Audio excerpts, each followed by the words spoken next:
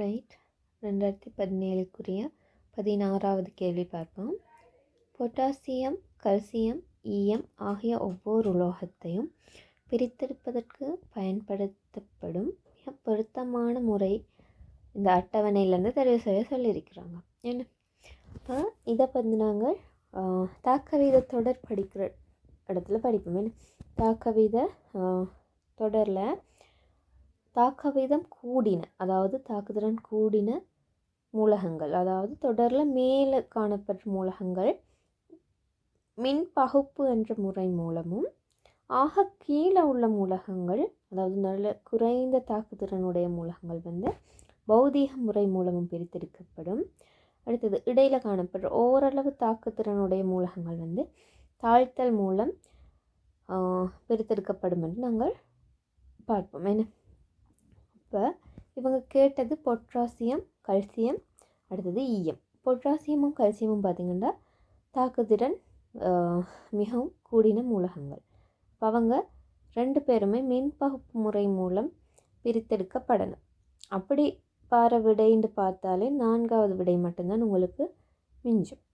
அடுத்து ஈயத்தையும் பார்த்திங்கன்னு சொன்னால் ஈயம் இடையில் காணப்படுது, அது தாழ்த்தல் முறை மூலம் பிரித்தெடுக்கப்படும். சரியா? அடுத்த கேள்வி பார்ப்போம். 17வது கேள்வி. ஒரு கிடைத்தரையின் மீது புள்ளி ஏயிற்கு கிழக்கே புள்ளி பியும் பியிற்கு வடக்கே புள்ளி சியும் உள்ளன. 3 புள்ளிகளை பற்றி விவரிச்சிருக்கிறாங்க. பாருங்கள், புள்ளி ஏ, அதுக்கு கிழக்கே பி, பியிற்கு வடக்கே சி என்று சொல்லியிருக்கிறாங்க. ரைட். ஒரு எறும்பு ஏபி அடுத்தது பிசி ஆகிய நேர்கோடு வழியே ஏயிலிருந்து சி வரைக்கும் போகுதான். இப்போ ஏபி 3 மீட்டர் என்றும் பிசி 4 மீட்டர் என்றும் சொல்லியிருக்கிறாங்க. இந்த பயணத்தில் எறும்போட இடப்பெயர்ச்சி தான் கேள்வி. இந்த 3 மீட்டரையும் 4 மீட்டரையும் நாங்கள் பார்த்தா அது அவங்க அந்த எறும்பு பயணித்த பாதை, பயணித்த பாதையின் நீளம் என்றது தூரம்.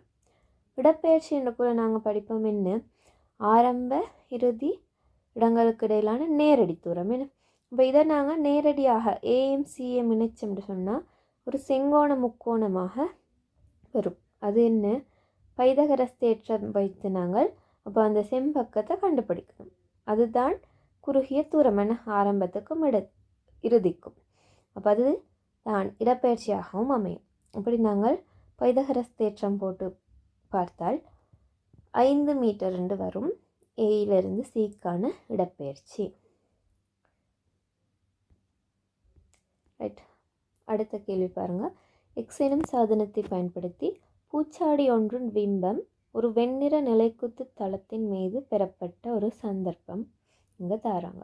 ஒரு பூச்சாடி நடுவில் எக்ஸ் என்ற ஒரு சாதனமாம், அது என்னென்று தான் கேள்வி.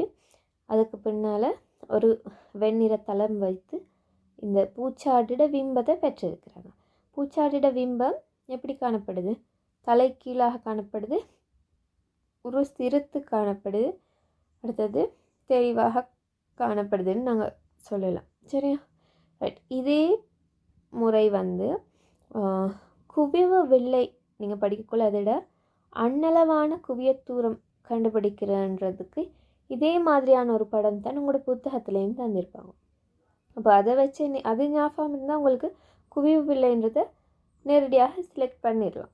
அப்படி இல்லை, ஞாபகம் இல்லைன்றாலும் பாருங்கள், தொலைவில் உள்ள பொருளில் இருந்து குவிவு வில்லையை நோக்கி வரும் ஒளிக்கதிர்கள் முறிவடைந்து அவ்வில்லையின் பரும்படி குவிய தூரத்தில் காணப்படுற திரையில் தெளிவான சிறிய தலைக்கீழான பிம்பம். அப்போ இந்த பிம்பத்தை பற்றி தான் அங்கே பேசுகிறது. அப்போ அது குவிவு வில்லையிட என்ன பிம்பத்தை தார இயல்பை தான் நாங்கள் சொல்லியிருக்கிறாங்க. அதே மாதிரி தான் நீங்கள் படத்துலேயும் காணப்படுதுன்னு சிறியது தலைக்கீழானது.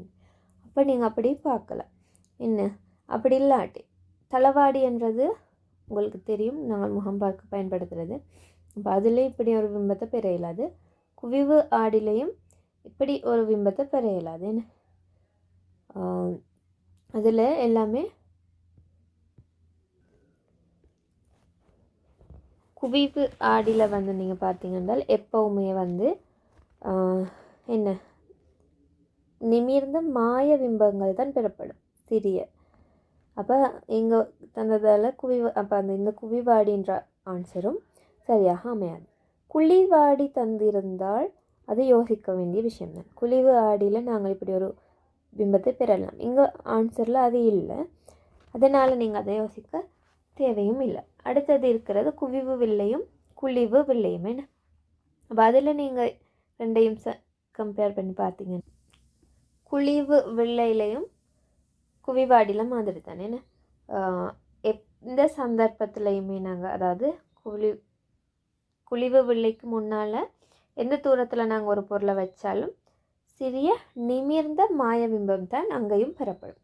ஆகவே நீங்கள் குவிவு வில்லையில் தான் வெவ்வேறு வகையான பிம்பங்களை பெறலாம். ஆகவே இந்த கேள்விக்கு ஆன்சரும் குவிவு வில்லையாகத்தான் வரும். அடுத்த கேள்வி பார்ப்போம்.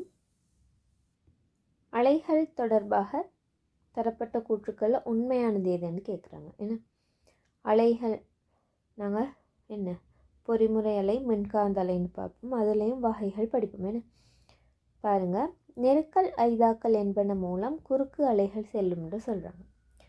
குறுக்கு அலைன்றது என்ன? பொறிமுறை அலையிட ஒரு வகை. என்ன பொறிமுறை அலைகள் குறுக்கலைகளாகவும் நெட்டாங்கலைகளாகவும் நாங்கள் பிரிப்போம்.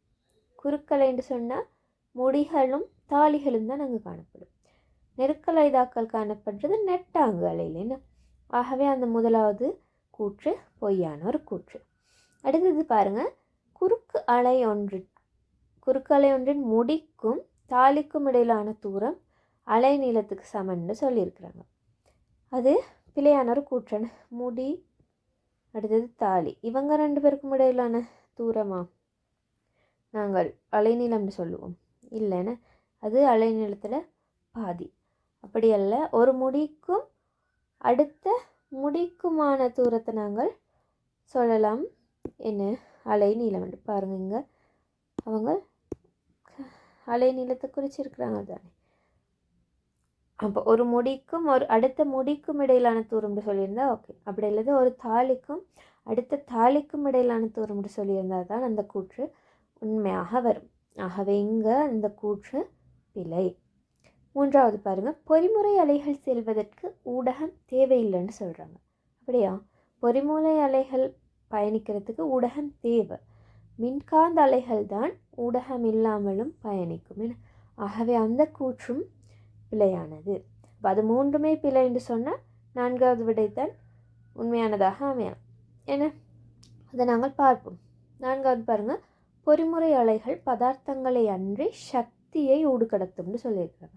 பதார்த்தங்களை அன்றினா பதார்த்தங்களை கடத்தாது சக்தியைத்தான் கடத்தும்ன்ற மாதிரி. பாருங்கள், நான் கீழே ஒரு டெஃபினிஷனும் போட்டிருக்கிறது. அது உங்களோட புக்கில் உள்ள ஒரு பாயிண்ட் தான். இப்படி அலைகள் ஓரிடத்திலிருந்து இன்னொரு இடத்திற்கு ஊடக துணிக்கைகள் இடம்பெயராமல், அதுதான் மேலே அந்த ஆன்சர்லேயும் வருது, பதார்த்தங்களை அன்றி சக்தியை தான் ஊடுகடத்தும். ரைட்?